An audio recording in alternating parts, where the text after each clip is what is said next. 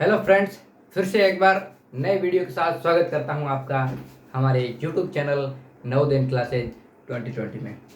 दोस्तों, पिछले वीडियो तक हम देख चुके थे साइंस का पहला चैप्टर फोर्स एंड प्रेशर, और आज उसी को ही आगे यहाँ पे मैं क्लास लिख देता हूँ। क्लास 9th का वीडियो है ये, फोर्स एंड प्रेशर।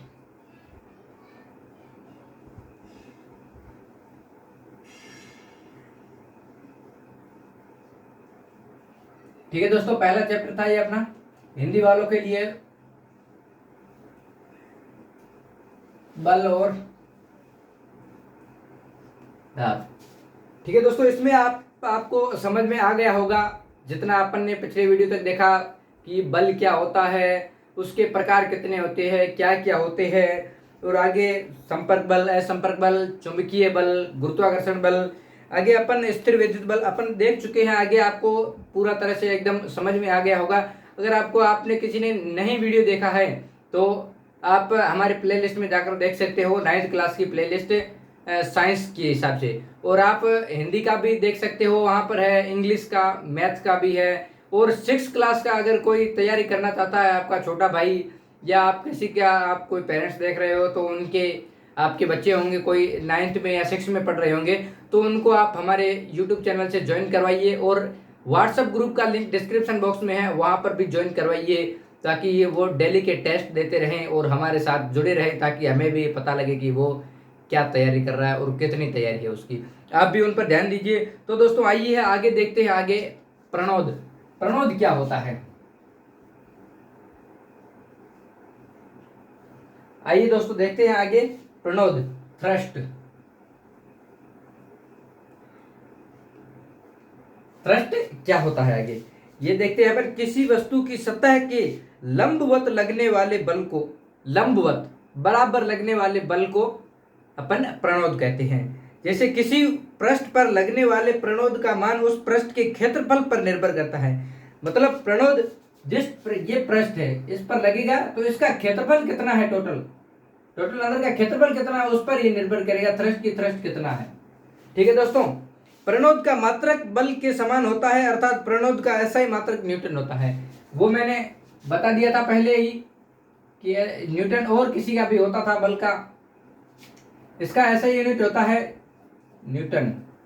प्रणोद का भी दोस्तों ऐसा यूनिट न्यूटन होता है। ये भी आपका एग्जाम में पूछने लायक क्वेश्चन है कि प्रणोद का ऐसा यूनिट क्या होता है, तो आपको बताना है सीधा सा, न्यूटन यहाँ पे बताया गया है। ठीक है, यह एक सदिश राशि है। सदिश राशि, ये राशि कैसी है, सदिश। तो आपको ये भी क्वेश्चन सॉरी दोस्तों, ये भी आपको क्वेश्चन पूछा जा सकता है, सदिश राशि किसकी है, ये थ्रस्ट की है, थ्रस्ट की राशि कौन सी है, सदिश है। ये किसी भी प्रकार से टाइप से आपके क्वेश्चन पूछे जा सकते हैं आपके एग्जाम में। तो आपको पूरा कवर करके रखना है कि ये चीज क्या होती है, कहाँ पर यूज होती है, किस जगह पर अपना काम आएगी। आप क्वेश्चन बनाने की कोशिश करेंगे कि ये आपने पढ़ा है ये, तो इसका किस प्रकार से क्वेश्चन बन सकता है, हमारे एग्जाम में आ सकता है। ये चैप्टर फर्स्ट चैप्टर है, इसमें कितने क्वेश्चन बन सकते हैं, बहुत छोटा सा चैप्टर है आपको, तो आपको पूरा समझना है कि किस प्रकार से आपका क्वेश्चन बनेगा। तो क्वेश्चन बनाने की कोशिश आप जरूर करें, ताकि आप खुद भी बता सके कि हमारे क्वेश्चन इस प्रकार के आएंगे, तो उनको सोल्व किस प्रकार से करना है, उसके अंदर क्या क्या लिखना है।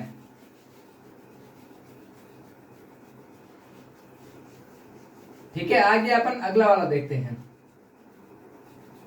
ये प्रणोद सभी को क्लियर हो गया होगा कि क्या होता है प्रणोद। आगे देखते हैं अपन दाब के बारे में। ये तो हो गए बल के प्रकार, आगे देखते हैं दाब।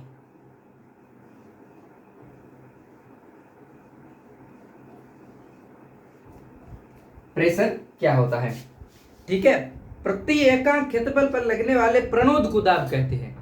ठीक है, प्रति एकांक पर जहां पर भी लगेगा उसको प्रेशर कहेंगे, दाब कहेंगे। जहां पर भी प्रणोद लगेगा वहां पर दाब हो जाएगा। दाब मतलब प्रेशर, एकदम कहते हैं ना कि प्रेशर कहां पे पड़ गया, उसी प्रकार से दाब को अपन P से डिनोट करेंगे, प्रेशर से।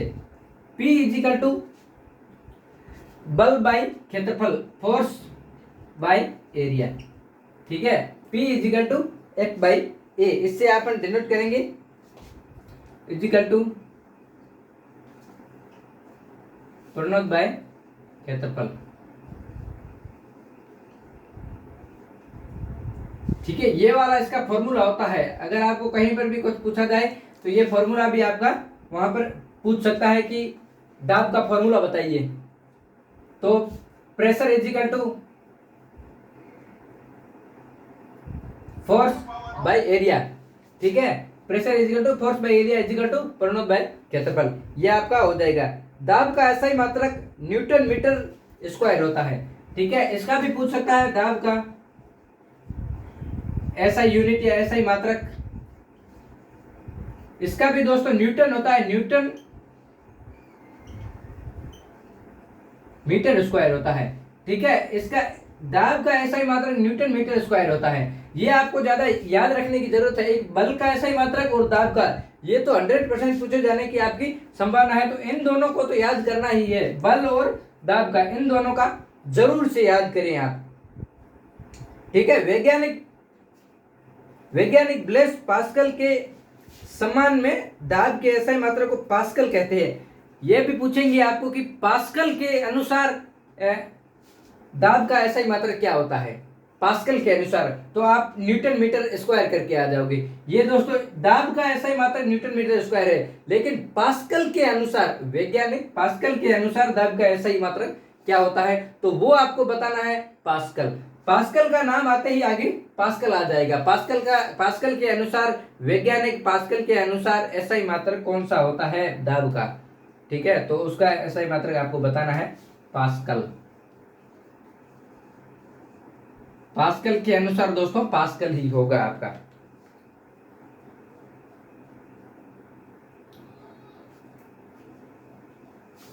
Pascal equal to 1 pascal equal to, अब 1 पास्कल इजिकल टू क्या होगा, ये और ये दोनों बराबर ही होगा। ऐसा ही मात्रक दाब का ऐसा ही मात्रक न्यूटन मीटर स्क्वायर, तो पास्कल भी क्या है, इसका ही ये इजिकल टू पास्कल। ये भी दोस्तों इसका सेम ही होगा ना, जो 1 pascal equal to 1 newton metre square, तो ये दोनों बराबर ही हो जाएगा। 1 pascal equal to 1 newton metre square, क्योंकि ये भी इसके बराबर है तो ये भी इसके बराबर ही होगा ना, दोनों बराबर होगा।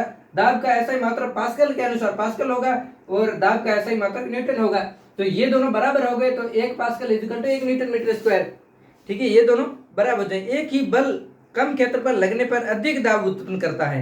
एक ही बल कम क्षेत्रफल पर लगेगा तो अधिक ही दाब उत्पन्न करेगा, प्रेशर अधिक डालेगा उसके एक के ऊपर, ठीक है दोस्तों। तथा अधिक क्षेत्रफल लगने पर कम दाब उत्पन्न करेगा। जैसे यहां से मैंने ये पेन फेंका तो छोटी सी दीवार होगी तो वहां पर लगेगा, तो वो थोड़ा सा ज्यादा प्रेशर करेगा क्योंकि छोटा सा उसका रूप था। अगर बड़ी दीवार पर फेंकूंगा तो पेन कुछ नहीं होगा, पेन टच करके नीचे गिर जाएगा तो कोई प्रभाव नहीं पड़ेगा। ज्यादा क्षेत्रफल होगा वहां पर कम दाब पड़ेगा, और अगर कम क्षेत्रफल होगा वहां पर ज्यादा दाब पड़ेगा। ये विपरीत होता है दोस्तों। ये आप कभी ट्राई करके भी देख सकते हो कि ज्यादा कोई बड़ी चीज होगी, बड़ी चीज पर किसी छोटी चीज को डालेंगे तो वो उसका कुछ नहीं फर्क पड़ेगा। अगर छोटी चीज पर किसी छोटी चीज को डालेंगे तो उसका जरूर फर्क पड़ेगा, ठीक है। उसका दोनों का संबंध हो जाएगा। आगे अपन अगला वाला टॉपिक देखते हैं, दाब के दैनिक जीवन में कुछ अनुप्रयोग। मतलब दाब के दैनिक जीवन में क्या क्या अनुप्रयोग होते हैं वो अपने को देखना है।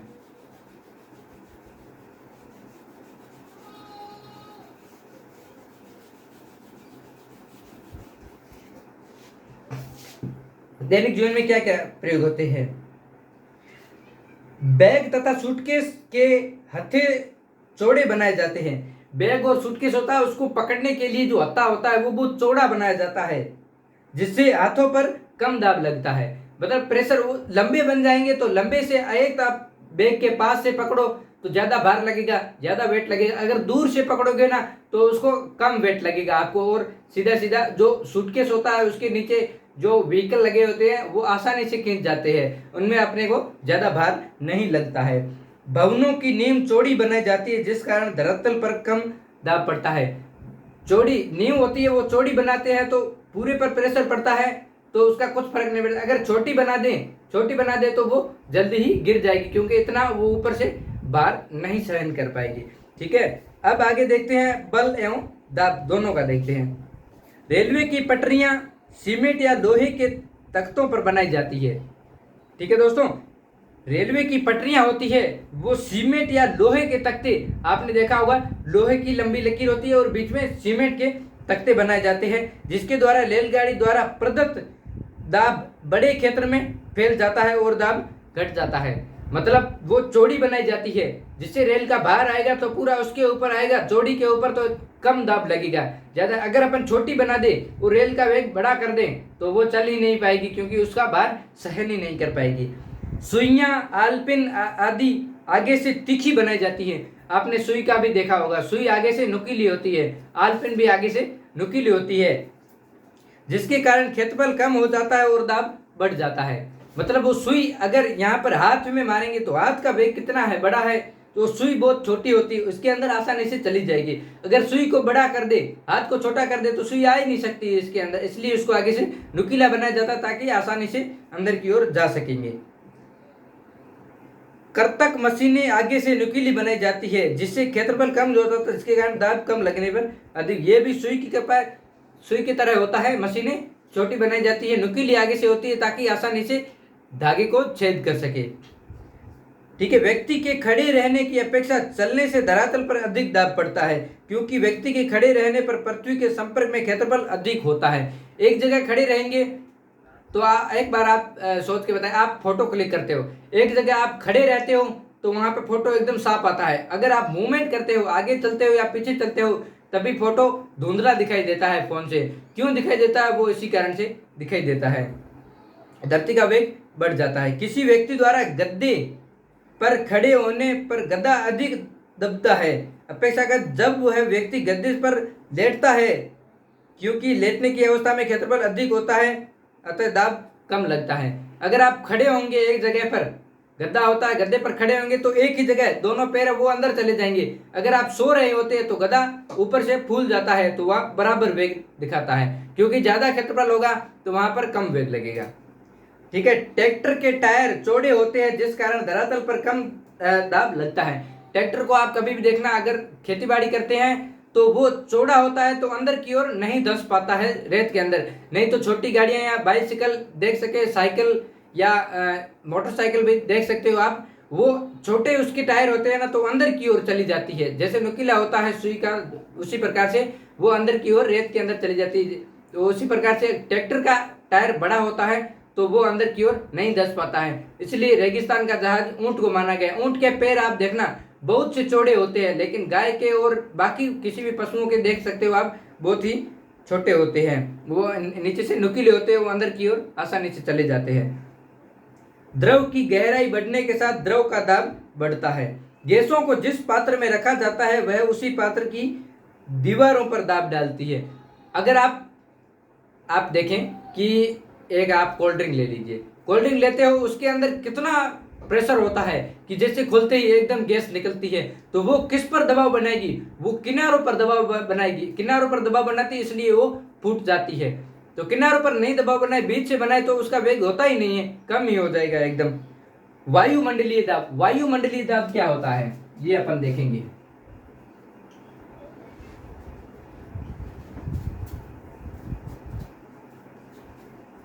आगे अपन देखेंगे वायुमंडलीय दाब। वायुमंडलीय दाब क्या होता है? एटमॉस्फेयर प्रेशर, एटमॉस्फेयर इंग्लिश में भी आप उनको साथ साथ में समझाएंगे। एटमॉस्फेयर प्रेशर, पृथ्वी के चारों ओर गैसों का सघन आवरण वायुमंडल कहलाता है।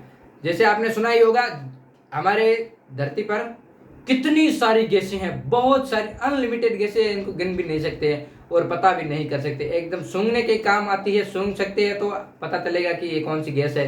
नहीं तो जैसे ऑक्सीजन लेते हैं अपन, कुछ पता नहीं चलता है, इसलिए उसको बोलते हैं कि ये ऑक्सीजन है।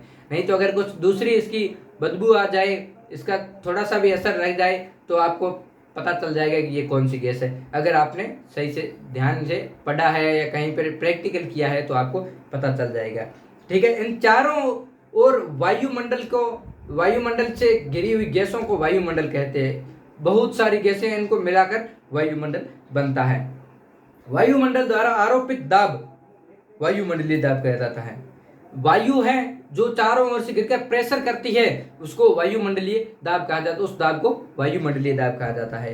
पृथ्वी की सतह पर वायुमंडलीय दाब अधिकतम तथा ऊपर जाने पर घटता है। जैसे जैसे यहाँ पर ऊपर से ऊपर जाओगे, जैसे आपने हवाई जहाज पर देखा हो, अब माउंट एवरेस्ट पर चढ़ते हैं तो वहां धीरे धीरे ऊपर जाने से गैसें बदलती रहती है। वहां पर वायुमंडल ऑक्सीजन का दबाव कम रहता है, इसलिए काफी लोग मर जाते हैं या गैस अपना ऑक्सीजन सिलेंडर लेकर ऊपर चढ़ते हैं ताकि उनको आगे परेशान ना हो। जैसे जैसे आप ऊपर जाओगे, ऊपर ओजोन परतें बदलती जाती है, ऊपर जाने पर वायु गैसें कम हो जाती है, जिससे उनको ऑक्सीजन पूर्णतः नहीं मिल पाती है, तो ऑक्सीजन कम पड़ जाती है, इसलिए वो लोग खत्म हो जाते हैं। वायुमंडलीय दाब SI मात्रक न्यूटन पर मीटर स्क्वायर या पास्कल है। वायुमंडलीय दाब का SI यूनिट, वायुमंडलीय दाब का SI यूनिट, ये भी आपसे पूछ सकते हैं। SI मात्रक, मात्रक बोले या यूनिट बोले एक ही बात है। ठीक है, इसका SI यूनिट क्या होता है? इसका SI यूनिट दोस्तों Newton per metre square, newton per metre square होता है। इसका ही दोस्तों वही दाब वाला सेम ही होता है, या इसको पास्कल भी बोल सकते हैं। दाब और वायुमंडलीय दाब दोनों का ही सेम ही होता है ऐसा यूनिट। आप इनमें कंफ्यूजन ना हो कि इसका अलग होता है इसका अलग होता है। यानी दाब का आ जाए, दाब का यही होता है न्यूटन मीटर स्क्वायर। अगर इसको पास्कल के अनुसार पूछे, वैज्ञानिक पास्कल के अनुसार पूछे, तो इसका पास्कल ही होता है। ठीक है दोस्तों, तो एक एटमॉस्फेयर मतलब एक वायुमंडलीय दाब इक्वल टू कितना होता है?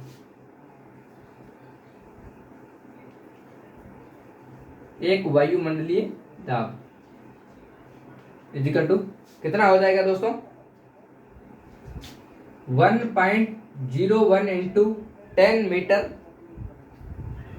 10 की पावर 5, सॉरी दोस्तों 10 की पावर 5, ये होता है न्यूटन मीटर स्क्वायर।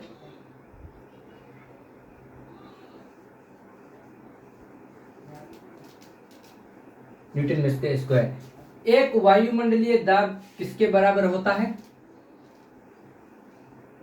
1.01 इंटू 10 की power 5 newton metre square, newton per metre square, per metre square कर दी। ठीक है दोस्तों, तो आपको ये first chapter force and pressure के अंदर इतना ही था, वायुमंडलीय दाब तक का। तो आपको आशा करता हूँ समझ में आ चुका होगा पूरा एकदम क्लियरिटी से। आज मैं इसके क्वेश्चन में आपको शेयर करूंगा, जो जिनके आंसर आपको देने हैं मैं अपने व्हाट्सएप ग्रुप पर शेयर करूंगा। अब अगर कोई आप व्हाट्सएप ग्रुप पर नहीं जुड़े हो तो वहां पर लिंक डिस्क्रिप्शन बॉक्स में है, आप तुरंत ज्वाइन हो जाइए और हमारे चैनल का एक हिस्सा बनिए। और टेलीग्राम का भी लिंक डिस्क्रिप्शन बॉक्स में है, वहां पर भी आप ज्वाइन कर सकते हो। तो आज के लिए दोस्तों इतना ही। कल अपन अगला वाला चैप्टर देखेंगे ध्वनि। ठीक है, अगले वीडियो में ध्वनि चैप्टर साउंड वाला देखेंगे, जिससे आपको समझ में आ जाएगा। आप भी एक बार पढ़ के देखिए। अब आप खुद प्रैक्टिस नहीं करेंगे तब तक कोई कुछ नहीं कर सकता। जितनी खुद प्रैक्टिस करेंगे उतना ही आप आगे बढ़ेंगे। ठीक है दोस्तों, तो अगला चैप्टर ध्वनि, आप साउंड आप तैयार करके रखिए, एकदम पढ़ के समझ के रखिए, ताकि मैं जब भी पढ़ाऊँ आपको कोई दिक्कत ना आनी चाहिए। आपको पहले से समझ में आ जाएगा, तो मैं दोबारा पढ़ाऊंगा, दोबारा वीडियो देखोगे तो आपको और भी अच्छे से आपको समझ में आ जाएगा। Okay, thank you.